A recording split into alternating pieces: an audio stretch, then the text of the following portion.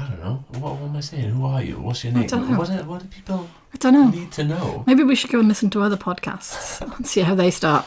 Hello, welcome to Le Pod. It's a brand new podcast we're going to be putting out from down here in the basement of Le Pub twice a month. We're going to be talking to our staff, our community, local bands, local artists, and anyone we think is interesting. Yes, welcome to episode number 11 of Le Pod. There's my dog jumping off the bed. And a happy St. David's Day to you all. Well, I guess I'm recording this now on St. David's Day, and it's not coming out till tomorrow. So, a happy St. David's Day for yesterday. I hope you're all in a continued state of enjoyment from your elaborate St. David's Day festivities. Yeah. Anyway, speaking of St. David's Day, today's guest is not just one person. Today's guest is a band from Wales. Doesn't really set them apart from the rest of our guests because most of them are from Wales, because this is a small podcast as of yet. But anyway, they are from Wales. And it was a fun one. It was a great one. I know the boys in the band somewhat, some more than others. One of them actually works in the pub, part of the Le Pub family in that way. And it was great. Yeah. So they are an up-and-coming Welsh band, rock band, I guess you could say. Been going since, I don't know, a while. I said the date in the actual podcast, and that was when the research was fresh in my mind, and I can't remember it now, so you'll just have to listen out. And they've released a few singles and one EP, but as I told you in last week's episode, their their Spotify streams are ridiculous. The numbers are just mental, and we talk about that a lot. Their top song, Thank God That I'm Not You, has over 25 million streams. I think that might be a record for Le Pod alumni thus far. Maybe it's not, I don't know. If I'm wrong, let me know. But yeah, without further ado, today's guest is Himalayas. As always, we talk about a bunch of different stuff, including... And I remember getting the first million, and I remember us being in the studio with Steph on like the second million, and he was like, "Oh well, you do realise like you blink and this will be 5," and then that kind of blinked, and now it's 25. One of my favourite things about playing like a live gig or a live show is that, like afterwards, and someone comes up to you and tells you like, "Oh, this is how much your band means to me," sort of thing. Yeah, but I think honestly, no matter what you called Prince, no one's gonna bully Prince. Like, who's going to bully Prince? Who's going to be like, oh, you know what, I'm going to bully Prince today? No one. Have you seen how cool Prince is? So yeah, that's almost the end of the rambly intro bit of the podcast.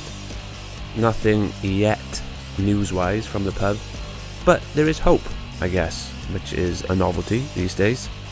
Old Boris outlining his road to... road to freedom, I don't know what he called it, road to recovery, and Drakeford looking to loosen things soon as well. We might be opening our doors at some point in the future, I don't know, we don't have a date, but for the first time in a while, things are looking hopeful, so we might see your smiling faces within the familiar space of Le Pub. Yeah, before we start, bonus points for anyone who manages to listen out for the sound of my yawning dog after the hour mark of this podcast. She sounds like a firework when she yawns, so yeah, enjoy that. Right, enough from me. Here is episode number 11 of Le Pod with Himalayas.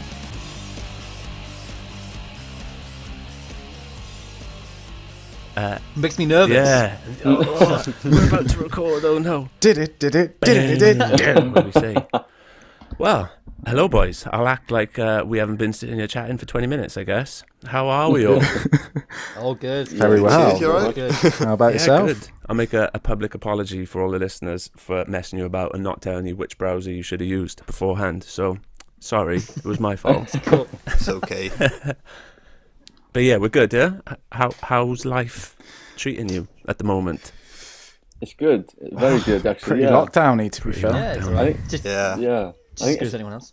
Yeah. It's just Not much happening. it's been good to have a bit of time really to kind of just do stuff band-wise as well. I think, especially for a while, like we've been out on the road touring for so long, and like quite consistently as well. I think it's nice to have a time to like write new stuff. Yeah. That you wouldn't normally get the time for, I suppose. Like, you know, like sometimes you find yourself like writing little bits, like, you know, when you're on the road or something, you find yourself in the back of a van playing, trying to finish something, and you don't really have the time to get everything done. So I think that's been the nice thing. Yeah. But I think nothing but You're time. writing in a different mindset, I guess. Yeah. Like you've got a bit more sort of Yeah, space and freedom of direction. I yeah, guess. it's all sea shanties, you know. It's just that's all it is. For TikTok. Himalayas Yeah. gonna be massive on We've gone TikTok. down the glam folk. 2021. Yeah, Direction. I think if we ever do a TikTok, I think, you know, I'll lose all credibility of everything It's a in no life. from me. Yeah. No, I that feel like TikTok cash isn't going to tempt you in. No, I think there's like, you know, there's like, I suppose stranger things have happened, but I think, you know, there's like, you know, like Oasis reforming, you know, all those kind of like people coming back from the dead, and then there's like us joining TikTok, and that's like the most unbelievable thing that can ever happen. Fair enough. I'm Yeah. glad to hear it, to be honest. Very glad. You were saying, Louis, that like it's changed, like, what did you say, the way that you write songs, or changed the headspace that you're in writing songs? Well, I get like Joe said, like we're a band that's always been on tour really, and so we've always been like rehearsing the current set and like when or you know, playing it or going out and about and being in lockdown, and we've managed to sort of, well, I don't know, Joe and Mike write like most of the songs, and it's they've All pulled of the songs. more songs out of them in the last year and a half than they have the entire rest of the time I've been in the band. So, you know, something must have changed, and it's definitely like there's a bit more sort of. I mean, I like I say, I'm not necessarily the songwriter, but I've noticed myself being a little more creative because I know I've got the headspace and Yeah. Same sort for of me. time to do it, and that's definitely been a very, I know, yeah, I guess a very beneficial thing for the band, because we're coming up with more and more things, which is good. For sure. I was thinking kind of about that the other day. Like, obviously I want life to get more back to normal, but there are things about like a slower pace of life and having more time that I want to keep. You know what I mean? Like I want time to be able to like be creative and write songs and play guitar and stuff, but Well, it's been a blessing and a curse for us as a band. Like, the blessing is that we've had all this time to refine ourselves and work on loads of new songs and demos. But obviously the curse is that you miss out on touring, you miss out on festival, all the things that you know and has been a big part of your life. You know, you miss out on. But then there is some good to come out And of the it. people as well. Yeah. Like, you know, I think that's we're the used to seeing a lot of other bands while we're on tour, and I think that like meeting a lot of other people, and that's the thing more It's for me definitely a is lot like, more you know, like if like I don't know, like this time is great because at the minute like we wouldn't have had this, like everyone, you know, it's like that double-edged sword of like everyone when the world's back to normal, or when it was normal, everyone's like, oh yeah, I really wanted to slow down, and now everyone's like, oh, I want to speed up. You know, it's like that whole thing of like, you know, where whatever you have you don't want, and whatever grass is always greener. Definitely. So I don't think anyone wants a pandemic, to be fair.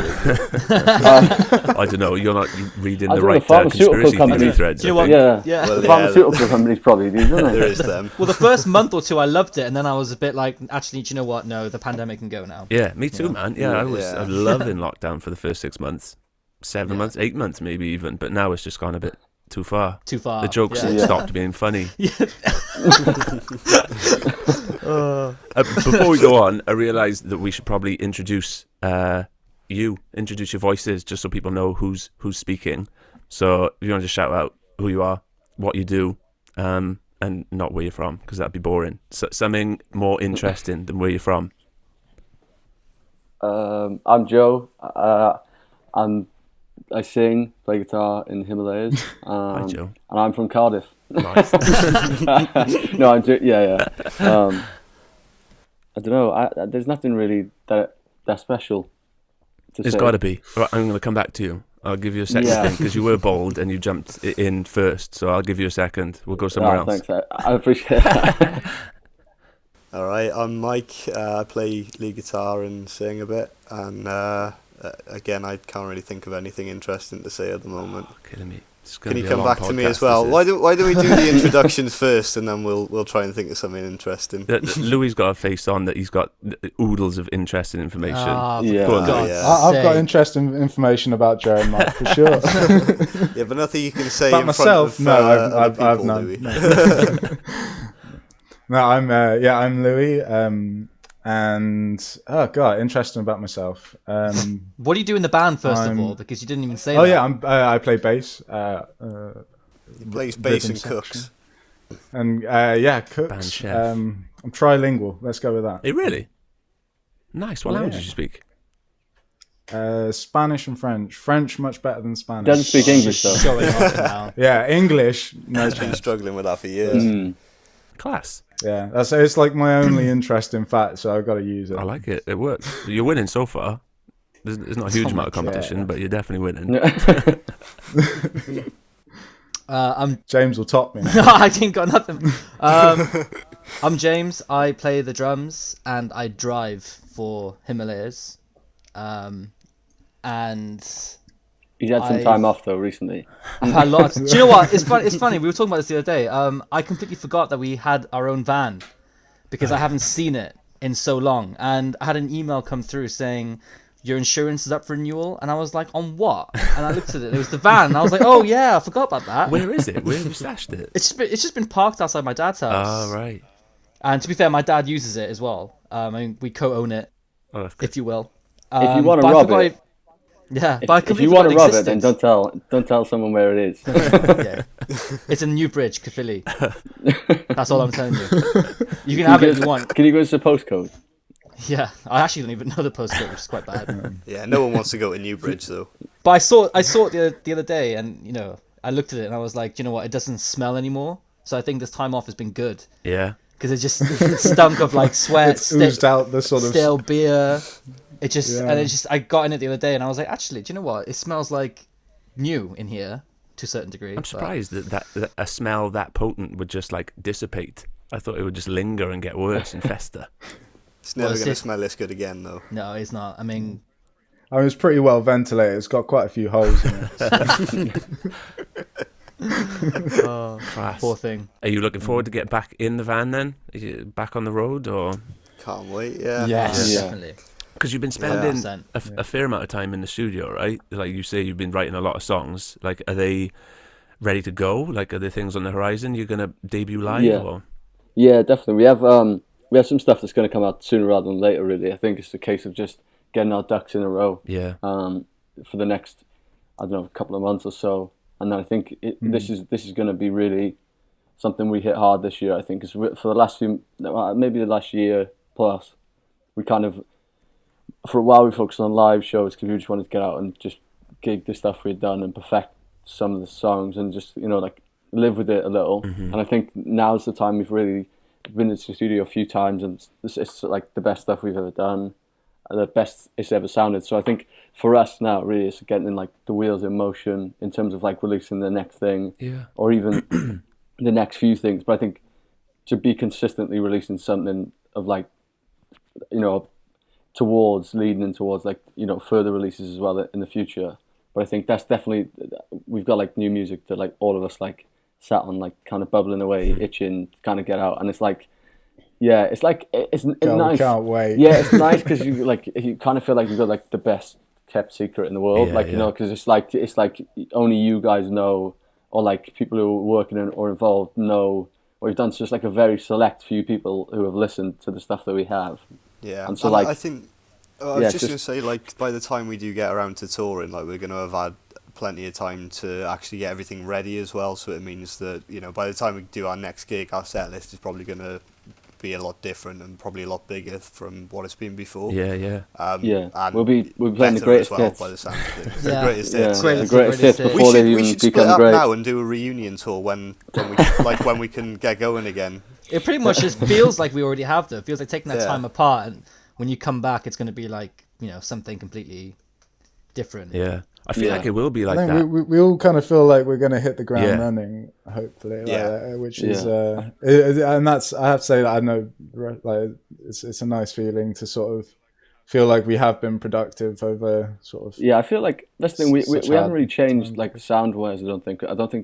We just like added little bits here or there. Mm-hmm. I think so. If you've come and seen a show before, then hopefully you'll be exactly still as enthused by what you've heard previously. But hopefully this is just better. Yeah, like, just I hope added even to it. better. And then definitely. I think this is like hopefully just something that everyone will be like, okay, this is the next step on where we were as well. Well, I feel like that's pretty evident in your your most recent song, "We Love to Hate."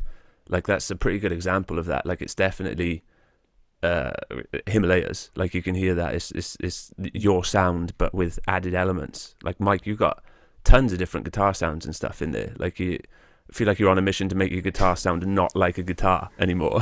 yeah, that's literally. Do you know what? Those are his actual words. Yeah. Those are his actual That's words. going to be on his tombstone. I like that. You know, the guitarist that.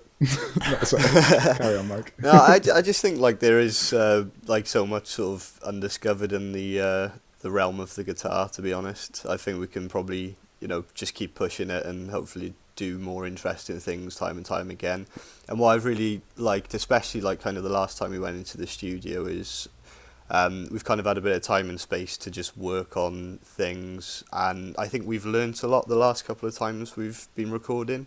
Yeah, I'm sure. So I think that kind of thing you mentioned with Love to Hate, where there's kind of more guitar tones coming through and sort of weirder stuff. It's kind of been a case of just expanding on that sort of thing with our sort of signature sound or whatever. Yeah. It's probably like a confidence thing as well. Like I remember the first Yeah, time I was in the definitely. studio, I was just like deer in the headlights. I would do anything that the engineer would tell me to do, kind of thing. It's just you're in charge. now it's- So Yeah, Yeah. that's the thing. I think it's like with this stuff as well. In particular, I think that we've kind of just like. I think we always like tried to like write like rock songs. That were like when we first started, we were like maybe a bit like, oh, this is gonna be rock, and like we're gonna be rock, and this is gonna sound like rock. And now I think which is cool. Like like loads of bands do that, and it's great when it sounds good.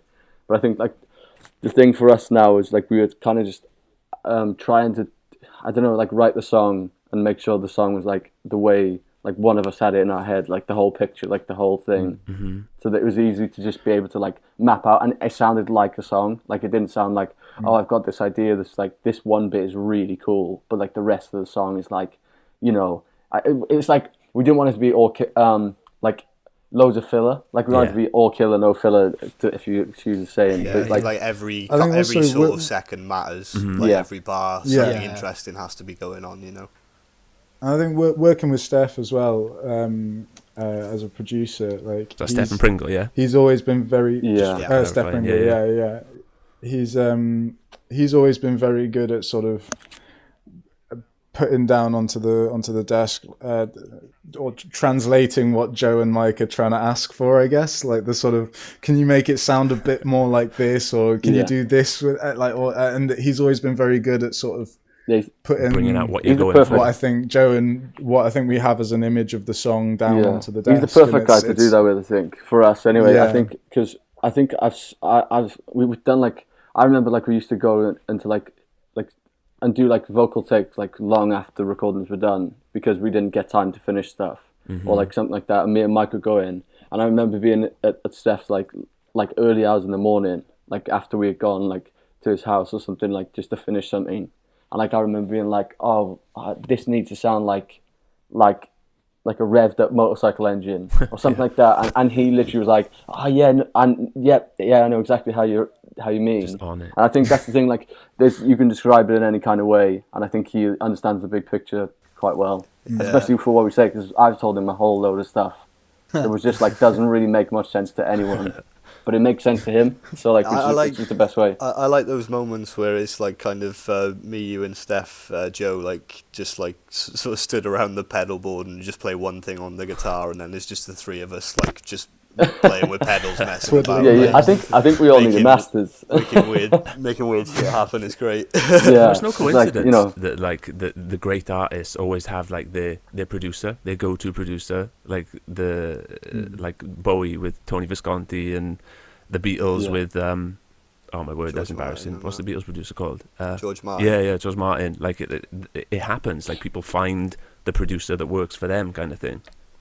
Yeah. Yeah, I think that's a really good point with Steph, and like he sort of has worked with us since our first EP in like 2016, so he's seen us grow as a band as well, and I suppose he's probably improved as a producer over that time as well, and we've kind of grown together in that sense. So I think we're getting to a point now where stuff's really kind of coming together, and we all sort of understand each other. Yeah, I think that's the thing. I think if we wouldn't have been so like, we like him as a human being, so I think that helps massively. Yeah. And we just think he's a good guy as well as being so good. But I think if we hadn't we feel like we've sort of like, especially over the last few times we've been in the studio and stuff that we haven't got released now, we kind of feel like we've struck gold a little in a sense, because we know, like I said earlier, like we have the privilege to know what's coming, and I think that's the thing for us and Steph. Like we all know exactly the direction in which we're going in now. We've kind of it's so hard not to let the cat out of the bag. Yeah, but like we've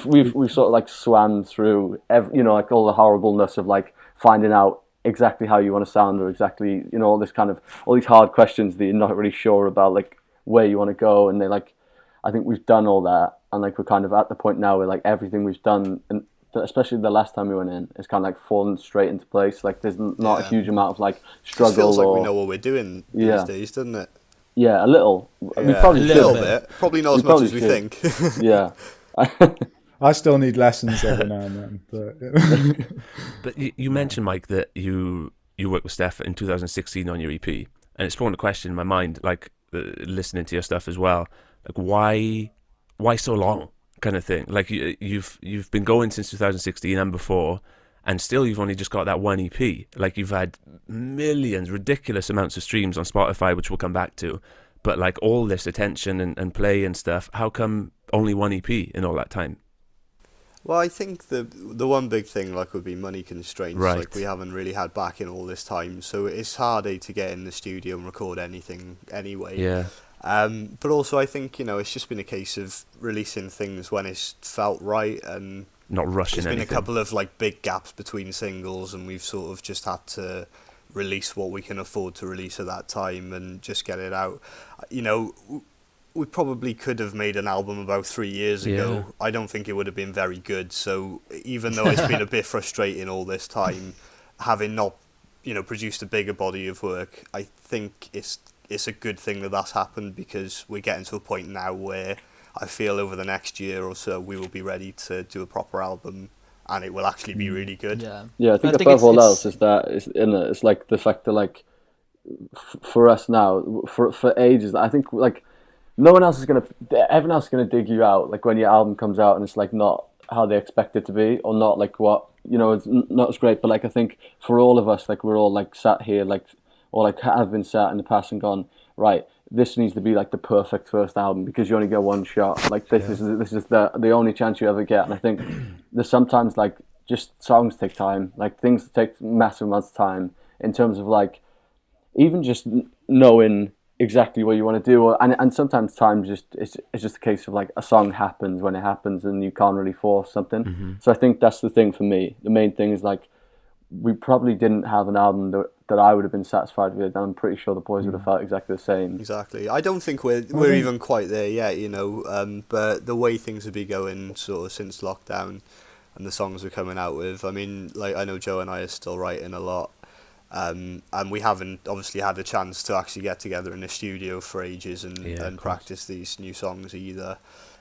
So yeah, I think when we sort of get a bit of funding basically and a bit of time to just go in the studio, I think things will come together really quickly then. Sick. But yeah, I think we're not far off that point now. I think over the next year or so we'll be there and hopefully get an album out as soon as possible. I think that's the thing as well. We all I think that's my biggest thing as well. Is I owe it to myself as a teenager, a teenage boy, and being I want a debut #1 album, and I wanted to go platinum all over the world, and I want to be as big as Britney Spears, and all this kind of thing, and I want to wear the same clothes as Britney Spears, and all this kind of stuff. I want to shave my hair like Britney Spears. No, I basically wanted to be Britney Spears when I was younger. Anyway, I'll gloss over that.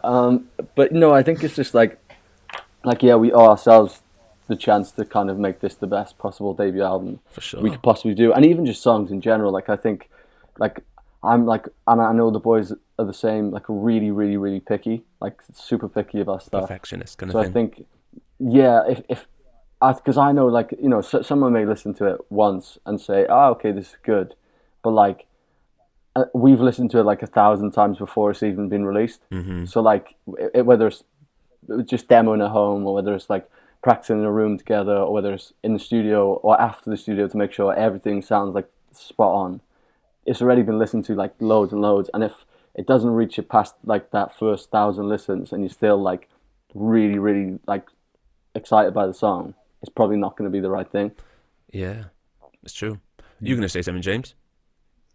I was just going to say that even with, you know, you say why it's taking so long. One of the things that we never really had was structure as well. So like we, as soon as like the EP came out, from then on, like Joe touched upon it, was just like play live.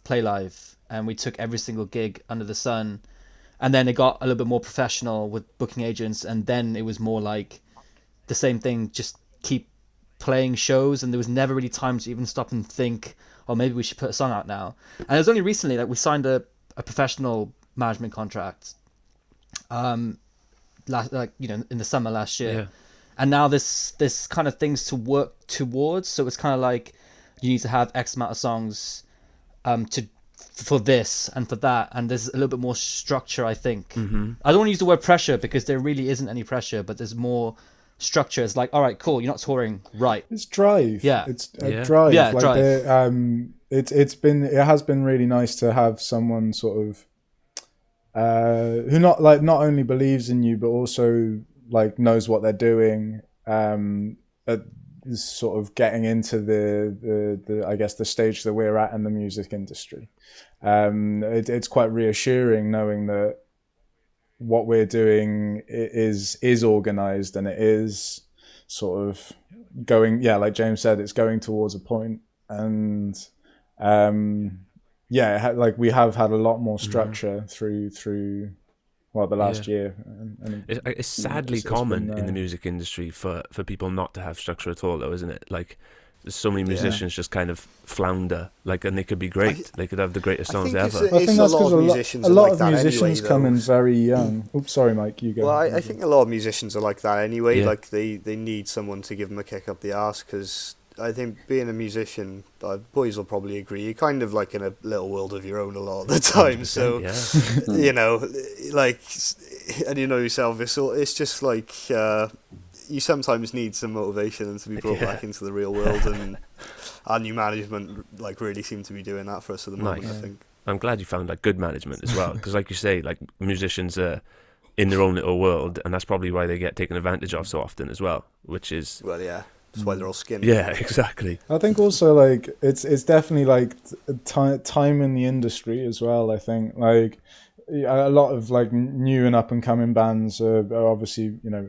young and in their teens, and having like we've now been in like, yeah, it's taken us a little while to get music out, but we've been in the music industry since 2015 or 16. Well, properly 16. Even Properly professionally 16, 2017, you could say.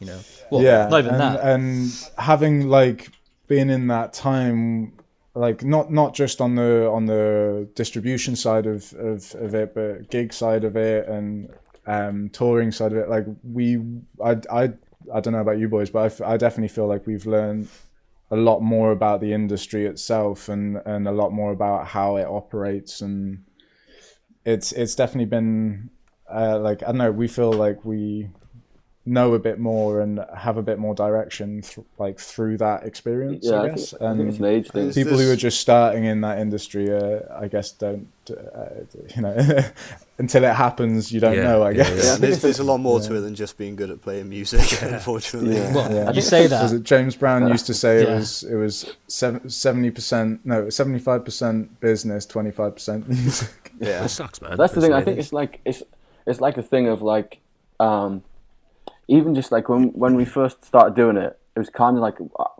I know me and Mike, like when we were in school, we always talked about being in like a band and like doing it full time and taking like you know, like as big as possible. and I think that's probably where like partly where our friendship started, was like that kind of thing. And then obviously when we asked James to join, we were kind of like tentative about like how far this could go. Like, cause you know, like when you first start out, you don't think you're going to be David Bowie, just a bit or of like, fun. you know what I mean? You don't think, you just started out because you think, oh, this is going to be cool, and like all my friends are going to like it, or like we may play a gig in Cardiff, and then that'd be really cool. Yeah. And like I think that was the thing really. And then I think when we did Thank God I Met You, we kind of stumbled on something that we didn't really know we had there. And I think everything else then took a while to kind of like catch up. Mm-hmm. So like even a while after, we didn't have like banks and banks of songs. Like straight after, we kind of put it out naively and went, oh yeah, let's put this song out. And then it kind of like hit like a trip switch sort of thing, and everything started, like all the lights were, you know, like coming on, and we were kind of like, oh, what the hell? Domino and then effect. we find ourselves like, and then you find yourself somewhere along the line, and like people are listening to music, or like, you know, and then you kind of like, oh, what do we do now? And then I think it's like expectation then of like just being a Cardiff band to then go into this like thing of like people listen to you all around the world, and then also there's like an industry expectation, I suppose, as well, because like if you're not really in the music industry, or you're just, you know, like a listener of music in general, like then you probably won't like notice the difference between like how, you know, like the industry works, or like how things happen. And as soon as you start to like come up with something of decent, you know, like something that someone thinks is decent, or it gets picked up somewhere, you know, you get an expectation from that. So like there's always two sides to please. There's always like an industry side to please, and like a side to please with your fans or whatever. But I think that was kind of a delay on quite a lot of stuff for us because we just weren't maybe ready for that. And I think age now is probably the best thing, and time is like the best sort of like medicine for like knowledge and stuff like that. Like, you know, like to have the ability to know what has happened, and gain some sort of experience, and be able to now be like know what's going to happen in the future, or be ready for the expectation. Yeah, for sure, man. Yeah.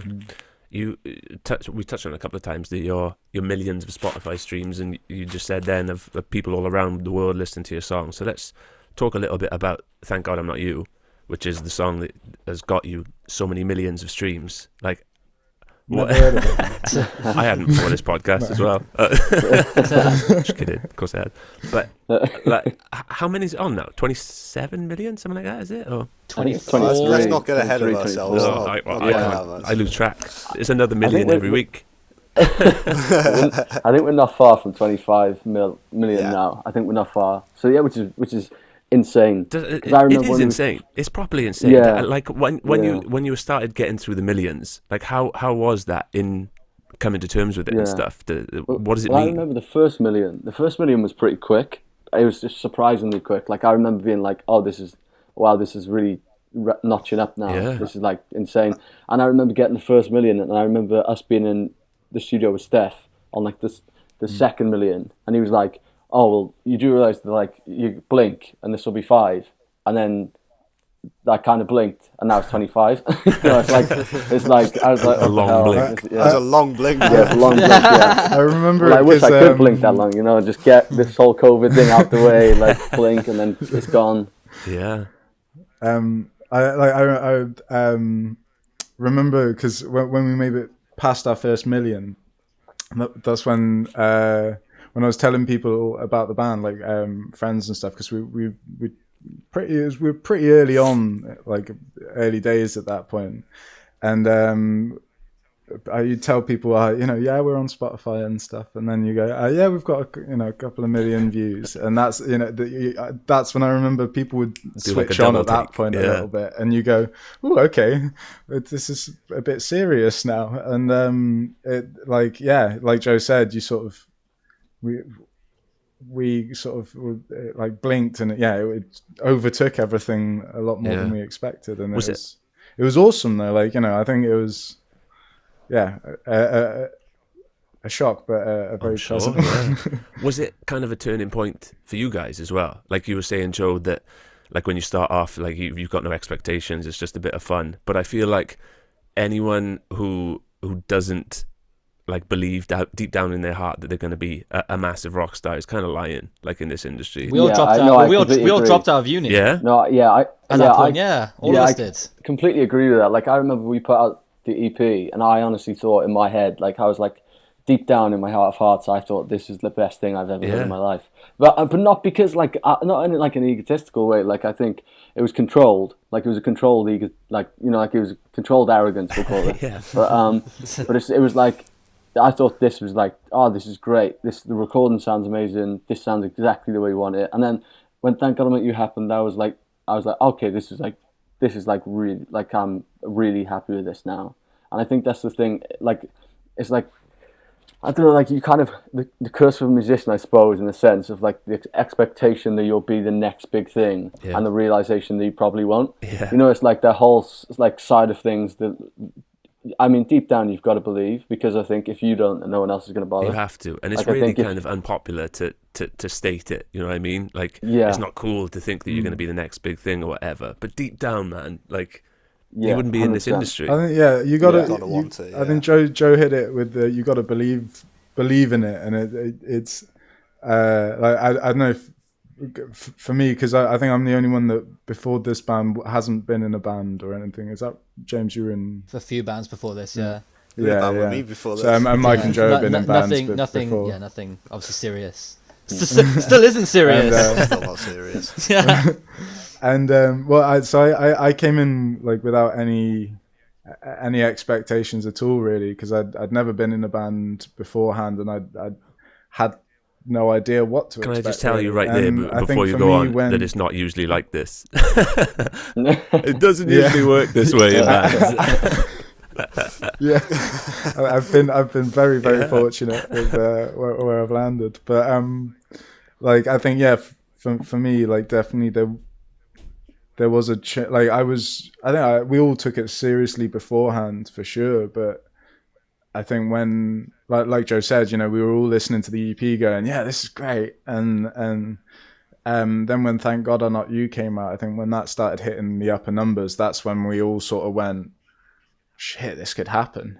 And I think since then that sort of belief has carried on, like, through thick and thin, I guess. Like, I don't know about you, is that accurate? Yeah, I think the biggest thing for me about the belief thing was, like, I remember, like we said, I've always said this to, like, all of our managers, like every single one we've had, and I remember being like like going into, like, industry events or stuff like that, or, like, meetings with industry, or, like, even just people in general. Like, I remember being like, nobody's gonna sell our band better than, like, you have to believe you can sell your band the best, like, anyone can. Yeah. Like, nobody's gonna sell your band better than you. So, like, I believe I can sell it better than anyone. Yeah. So, like, I was like, like, because you've got to be like the ultimate. It's like the ultimate car salesman, really, because you've got to. If you want to get anywhere, you've got to prove that you can sell, like, this Cinquecento Hawaii. You've got to prove this isn't just two cars stuck together. Yeah. Like this. Yeah, with, like, some tape and some super glue, and it's falling apart. Like that's our what really band. is happening. Yeah, that's what is really happening. But it's just, you just got to gloss it up and throw some glitter on it, and but, like, that's the thing. You've got to. Yeah, you just got to sell yourself, really. I mean, in a sense. Which sounds like really corporate, but no, it makes sense. Yeah, it's got to be done. And not a magic roundabout. This is what this industry's turned us into. Used car salesmen. I think that should be the first. Not very good ones. The debut album title's now been changed. Yeah.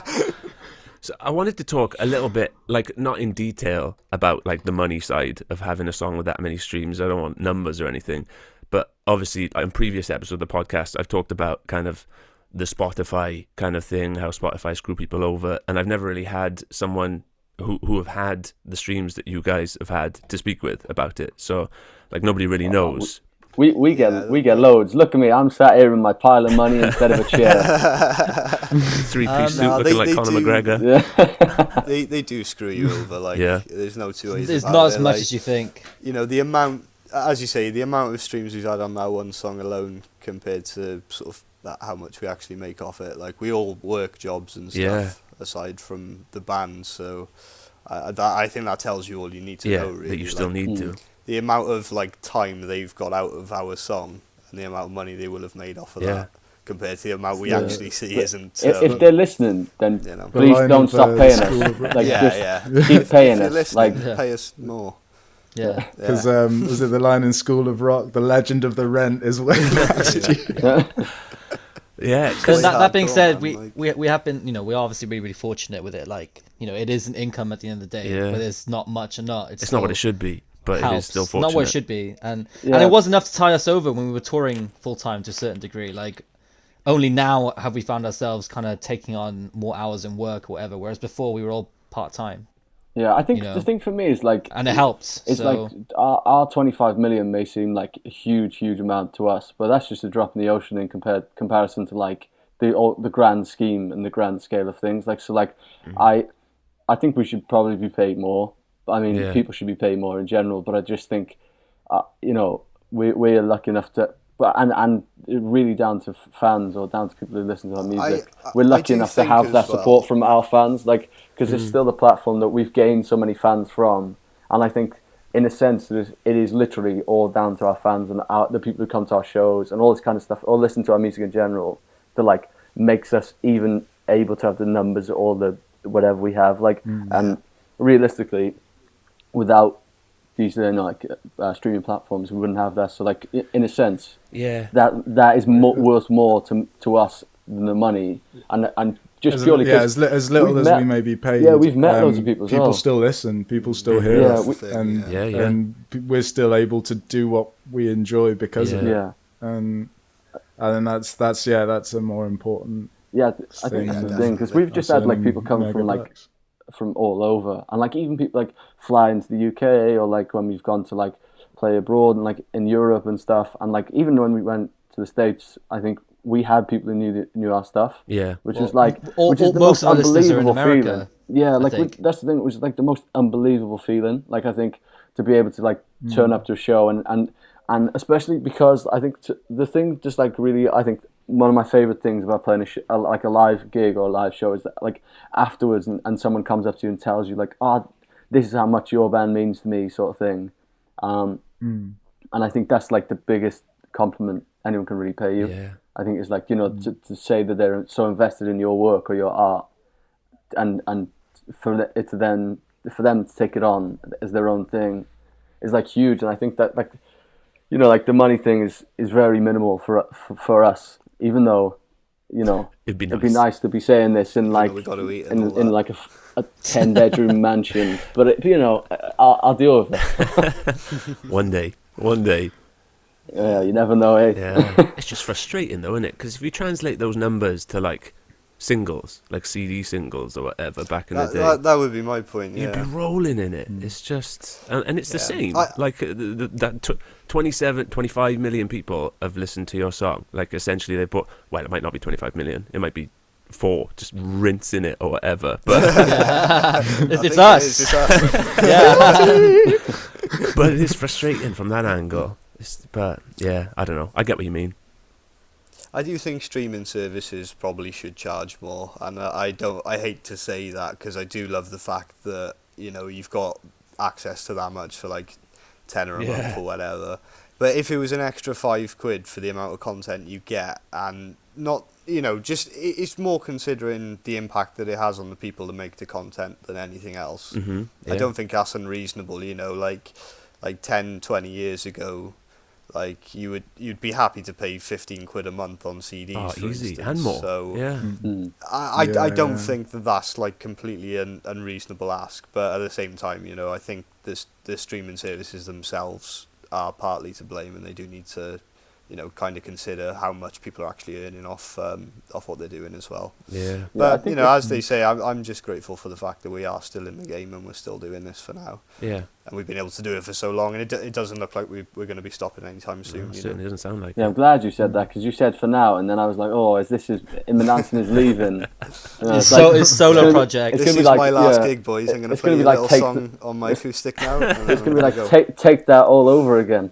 I'd be up for it. It'd give me an interesting take the glam folk rock world by storm. You mentioned America when you guys went to America, so let's talk like road experiences. Let's talk festival experiences. You did South by Southwest, right?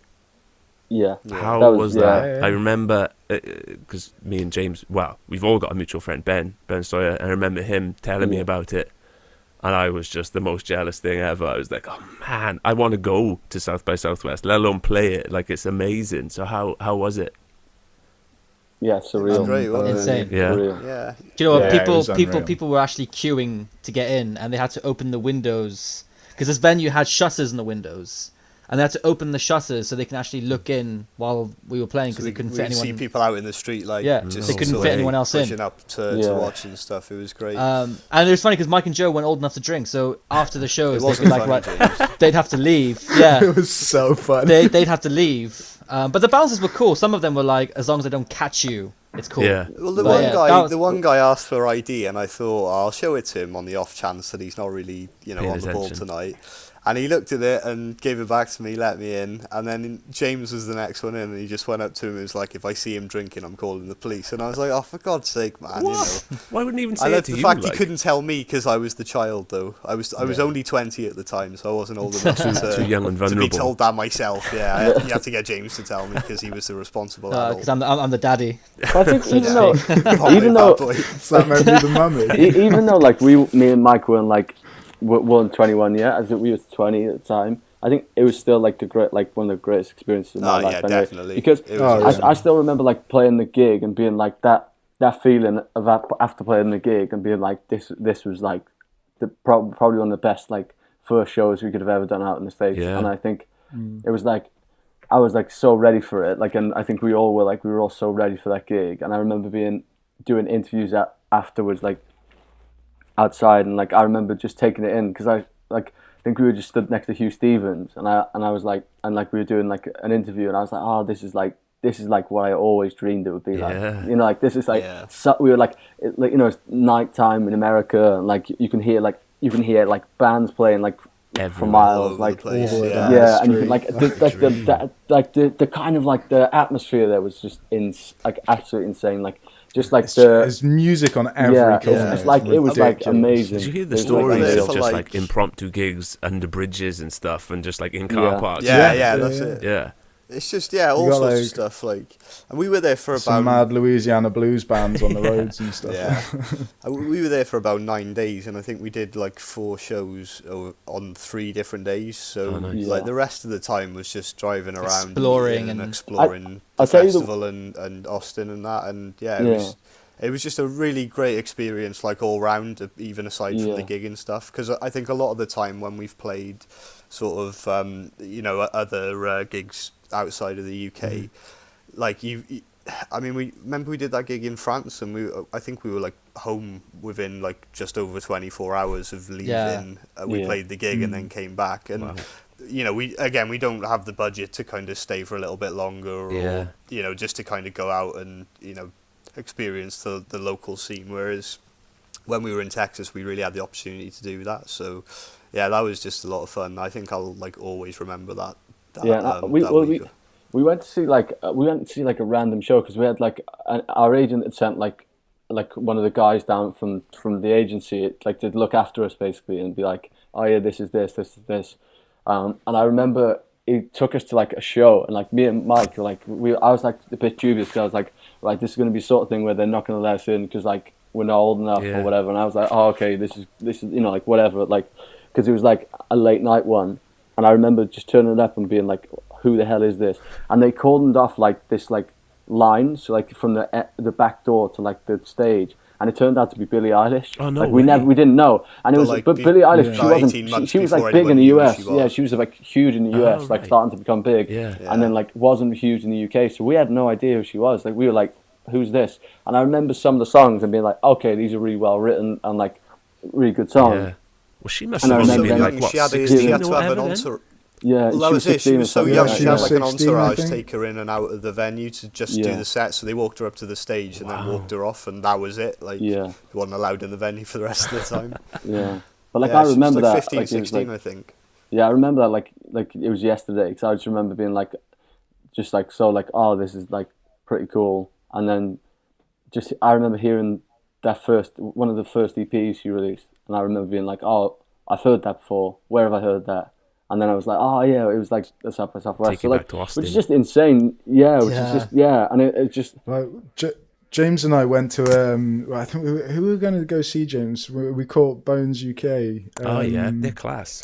And like, so we walked in. I think we were going to go see the DMAs. No, I can't remember who it was, but we saw Bones UK, and they. Yeah, we basically walked in because Insane. one of the venues had like, it was a venue as you walked in, which was inside like this big barn, and then James and I didn't realize there was another venue outside that you had to walk round the back to get into, sort of thing. And so we ended up stopping at Bones UK. Wasn't it Lucia? Insane. Or Lucia? I can't remember, but it was one that you were basically told to go to. It was like you were like, oh, the RP is it the RPMs? no. maybe? It was one that like someone had told you back home and been like, I think it might have been an ex-girlfriend have to see actually. him. Yeah, but it was like you have to see Oh, them. Peach Pit. That's it. That's the Peach one. Pit. Yeah, it was Peach Pit. Oh, that was it. Yeah, Yeah, Peach yeah. Pit. But Peach- Bones, they were good. Bones UK Don't blew know. my face off, man. They were unbelievable. Yeah, Bones UK were genuinely. That was some powerful guitar. I Yeah, was gutted I she's missed an that amazing guitarist. because the boys played it to me like after they'd seen him. I was like, oh, for God's sake, I wish I'd seen this. Yeah. It's so Yeah. good. They seem to be They're killing all it in in jumpsuits America and as stuff. well. Yeah. Both in jumpsuits. And Well, not they live out huge there. over here. Do they? Because Yeah, I they saw them in moved- Bristol I think first. and They then moved. They moved out there. They got signed because she was giving me all the advice because I was like, how do I move to LA? And basically, they got signed by a publisher, and because there's only two of them, Yeah. I guess it was a lot financially feasible and easier to do it. But Yeah, true. but basically, yeah, they moved out there because of their publisher, and they managed Makes to get a visa because of their publisher. There's some connection with Royal Blood as well, I think. No, they just know Royal Blood. They just Yeah. know each other. But no, they were really cool because obviously, like now they're huge, but back then they weren't as big as they are now. Yeah. So after the show, like we were chatting for ages, and she was just giving us loads of advice, and it was a moving crowd. they though, I they have to left the say. UK because they were like, we don't really feel there's much of a scene here, which arguably is either right or it could be wrong depending on what sort of band you are. And Yeah, it I guess. worked in their favor. I mean, they went out there and they won a Grammy. That says Yeah, it all, they really. did. Yeah, Did they roll the actually? I dice and didn't it know won. that. They won a Grammy. Their song was just a best soundtrack. I think it was on Orange Is the New Black. Oh, Something, Yeah. something along know those that. lines. Yeah, didn't because realise they got did that that big. cover of Bowie, didn't they? And they did- Yeah. I'm yeah. Afraid of Americans. Yeah. Oh yeah, But- Which is it's really nuts. cool on the album. I mean, that's we- cool. Pretty much over half our listeners are based in America. I think 60% of our Never. It's overall something listeners big, yeah. are based in Try and America. make the move or what? Hopefully, Hey. who knows? Fun. That's not for us to decide. That's for the suits. For the big The wigs. suit, yeah, That's the suit suit in with the Washington. suit. Send us. Yeah, Yeah. that's for the suits. We go with the suits. We're like the standards. SAS or something. Yeah. Yeah. Just parachute in to LA. Yeah. Yeah, we got our jetpacks ready. I think That's pushed me genuinely to though, some like terrifying heights. from what we've been told by people involved in our team and what we've seen is that America is a much bigger market for our sort of music, I think. Mm-hmm. And I think a lot It's of a much bigger market in general, isn't it? yeah, like massive bands in the UK. Just on population. Yeah, massive bands in the UK might It's not like be Band of massive in Skulls the are way bigger over there than they are Yeah, here, and they're yeah. from Southampton. Was it? Was Yeah. it the Struts that went over there? The and Struts, yeah. Struts, Also yeah. became massive. Same thing. Yeah. They got Yeah, signed. we're not going moved to go out and there do be like huge. we're not going to go and do that. Though. We're not going to go and become like Americanized and like really un-British. I think Yeah, I we're going think to we'll still always keep our be- sarcasm. British. Yeah. Be a Yeah, very we'll always different be interview on horrible. an American podcast, I bet. Yeah, Yeah, Definitely. I don't think they'd be able to handle us, to be honest. Completely confused by you, I'm sure. Yeah, probably. Yeah. I think the thing is though is like no matter what, I think now is like we just won't turn down anything. Like in a sense, like if the opportunity comes for us to play anywhere, and it's still got to be right. But I mean, like I want to just not be hit home as much in a sense next. Like whenever COVID Just want to allows be busy us. now, don't you? Yeah, It's because like- like I think it's just like the things I miss most, or the opportunities I look back on with such like fondness are like the touring and like the just playing gigs, and I think even just doing studio stuff if it's in another place. Like I suppose like we're so fortunate to like be able to have the experience we've already had, and like because not many bands like get the chance to do some of the stuff we've done, which is like No? which is which is amazing. It's unreal, right? And it's like lucky for it just to be the four of us. You know, like it's like, yeah, it's something you can take for granted. I think when you're doing it. Yeah. Just the four of us. I can't even tell who's singing. Oh, it's you, Mike. That's me. So I put my hand over my mouth. I've just noticed that we've all got our surnames on there apart from Louis. So it's I noticed that as well. Because I have no surname. Louis. I'm like Seal. I've only got one name. Like shit. Madonna. Yeah, but notice how all Speaking of those of names amazing- are I better. thought Madonna's second name was Madonna. Yeah, but Madonna. no, Mrs. Madonna. notice how all of those names, Seal, Cher, Madonna, are all better than Louis. Yeah. You know? Hey, I didn't pick my Hey. name. I just said I only had one. Mate. It's mad on, that Prince's real first name is actually Prince, which is like, just blew my Is mind it? the first time. Yeah. Yeah, it's just like, He didn't change it to Prince. That's his real name. yeah, it's Prince Rogers Nelson or something like that. Is his name. That's so badass. I know, That is like he was badass. destined to be like the coolest person ever. 'Cause Yeah. he's called Prince. His parents did Yeah, well. what there. else do you Fair need? play. Yeah. I mean, it could have gone horribly wrong as well. Like that could have been one bad like playground bullying situation as well. Like if it didn't turn out to be Prince, his name would have been Yeah, but I think. pretty hard. Yeah, but I I think honestly, no matter what you called Prince, no one's gonna bully Prince. Yeah. Like, It's Prince, who's going to man. bully Yeah, true. Prince? Who's going to be like, oh, you know what? I'm going to bully Prince today. No one. Have you seen how cool Prince is? He'd Yeah. seduce them and just walk away. Prince is like, no. I think Prince was probably cool from the beginning. You know, like how most people go through like that, like puberty sort of thing, and they're like, you know, like you look back with regret. He didn't look back with regret. He thought, I've been Prince the whole way, and he thought, you know what? He walked You know. into primary school in like a full-on purple Ah, he boiler didn't suit. walk. He didn't walk. He And strutted. platform Yeah, shoes. strutted. Yeah. Yeah, Strutted. he strutted. The collar, you know. Yeah, Wow. Going from South by Southwest, you said amazing things. I want to hear about Mad Cool as well. Oh, Even I've more heard amazing some stories things, already. One involving a certain Lewis Capaldi as well. Yeah, that Yeah. was funny. who was actually? Oh, it was me and Mike. yeah.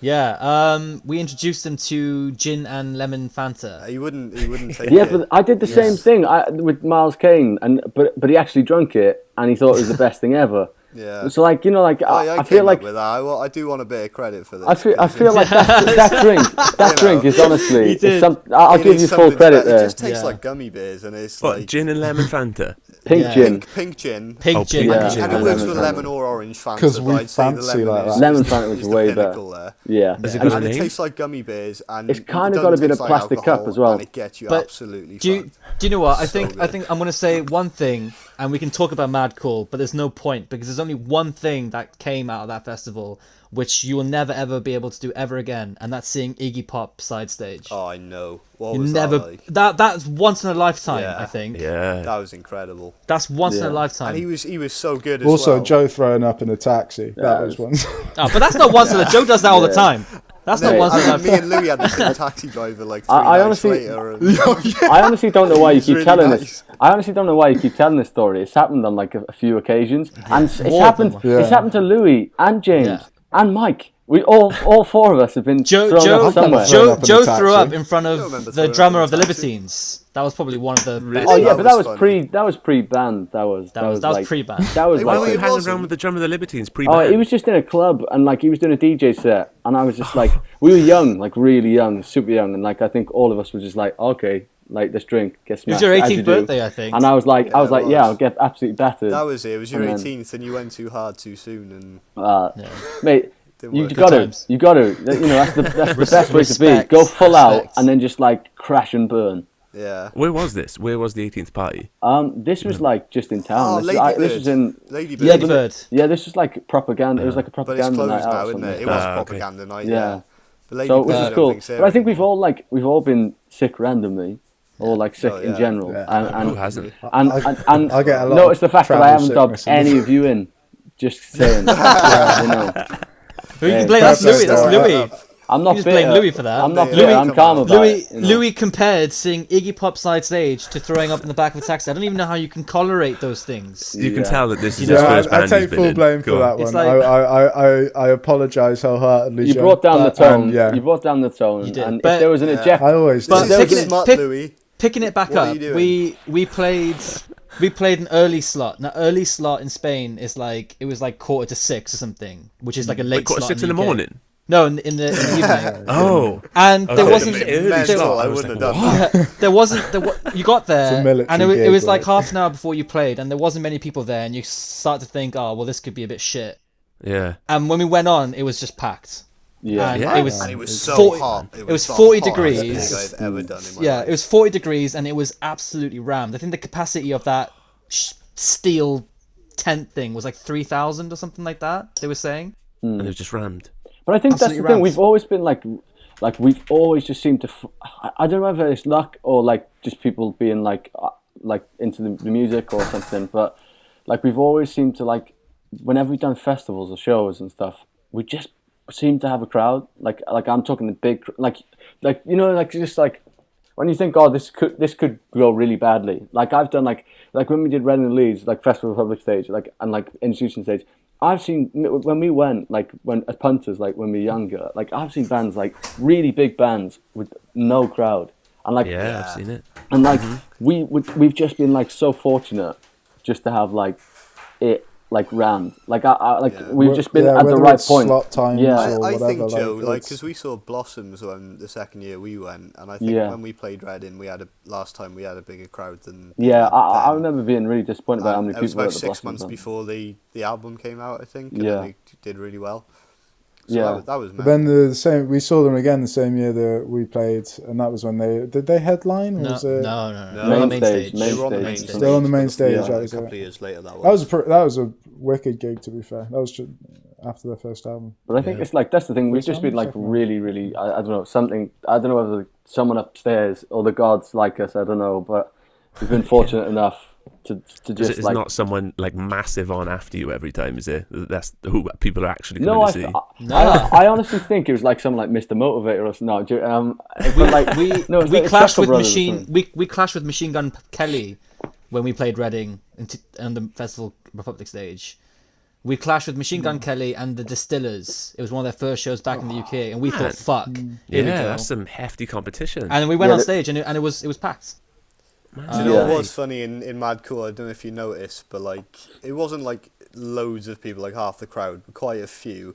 We did Thank God I'm Not You like last but one, and then once that was done, like I just saw a bunch of people leaving, and I was Yeah, because for God's sake. I think it was like I'm Mars glad we Kane saved was it on. last No, till Mars one, 'cause Kane. Mars Kane was came on as we finished. Yeah. Like I mean, like literally, like we finished. We And Mars dropped Kane all our started gear. straight on. We dropped all our gear side stage, and we just like went over to watch the show, because we was like it was one of the Yeah. people we wanted to see. And Oh, yeah, and we just like Prophets it of was, Rage yeah, it as was well, great. side of stage. That was mental. Oh, that man, that was that was such a good unreal. show. Next level. Is Yeah. it like, obviously it's legendary watching people side the stage, like you can't get much closer, but what's like the view like? Is it The view's great because you see like like view, the yeah. crowd. The sound is terrible. Yeah, Oh, sounds is it? The sounds sound. Yeah. awful, For 'cause you Iggy can hear Pop, the I went and monitors stood out more front than- Yeah. again because I wanted to hear the The sound. only thing Yeah. that I thought was good about the Iggy Pop thing is like I think I can't remember what John like basically I had some inside information that basically either he doesn't have monitors because he basically can't deal with like hearing himself. Right, So like yeah. he just listens to the band. So like that side stage, there's something about it, or I don't know if it was the wind or what, but like that was like one of the clearest I've ever heard Walks side about stage. quite a lot. Yeah, I like- imagine, as well. That was one of the clearest things I've ever heard side stage. And I So he doesn't have any monitors. no, I think he just has like I think he had They have in-ears. in-ears, but I don't think he uses them. I don't know. Like I think he just literally listens to the band and goes, "Oh, screw it, I'm gonna sing the way I want because I'm Iggy It's Pop." crazy, Well, but which is great. it really like- doesn't surprise I me. can't at all. remember who was there. Andrew, who Andrew takes photos. Yeah. You have to he get was- that there. Again, I don't know who out of all of us was there, but I he saw the was there with you. 1975 Oh, I went Si- with Andrew side to stage. that. Isn't it like they had no monitors? It was just a drum kit, and all the guitars were going through a computer. There was no amps, right? So they had There's like no a amps or rack side anything? the stage, and it was just like a rack with about 5 or 6 Apple Macs on it, and all the guitars were just going through the Macs.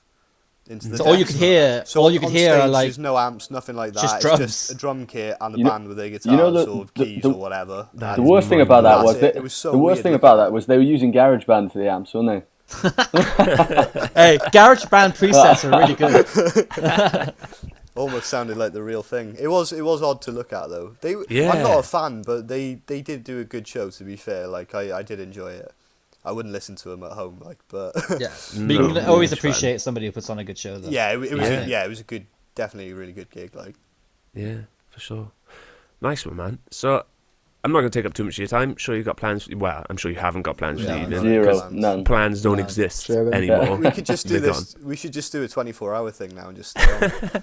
24-hour live stream, just constant. Why Someone not? has We'll to. turn it- Someone has to be speaking the whole time.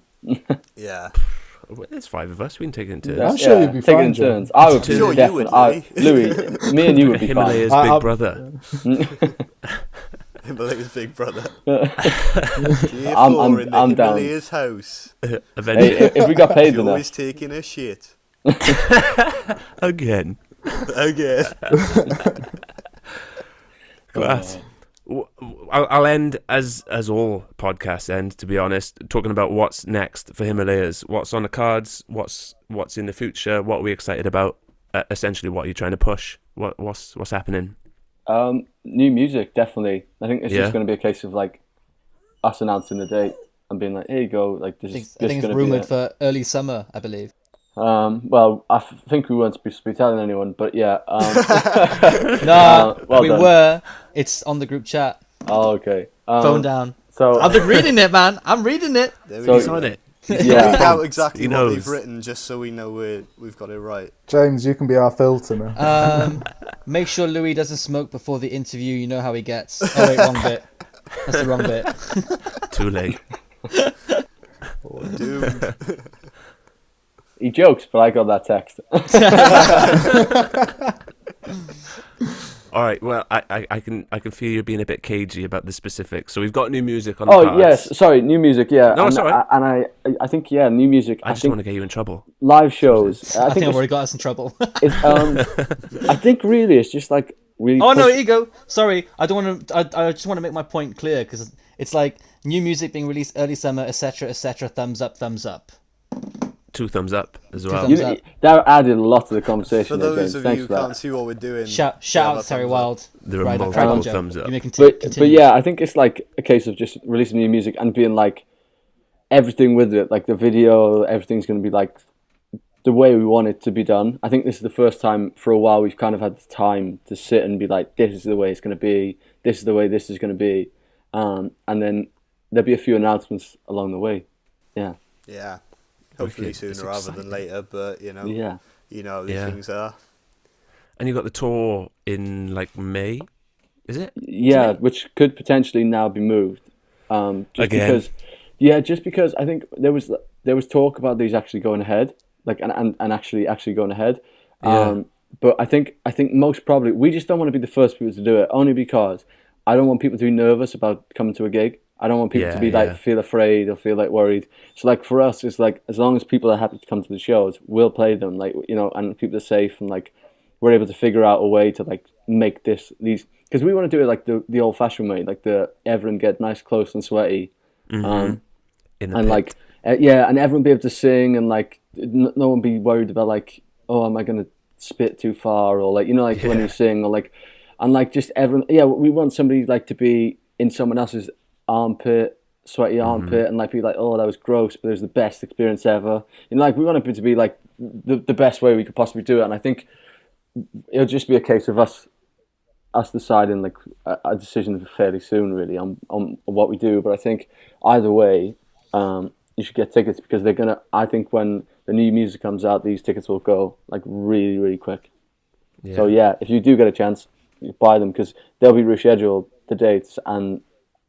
We'll never play ever again. So you may as well come and see us now while you have the chance. Never. It's the car salesman coming out here. I can feel it.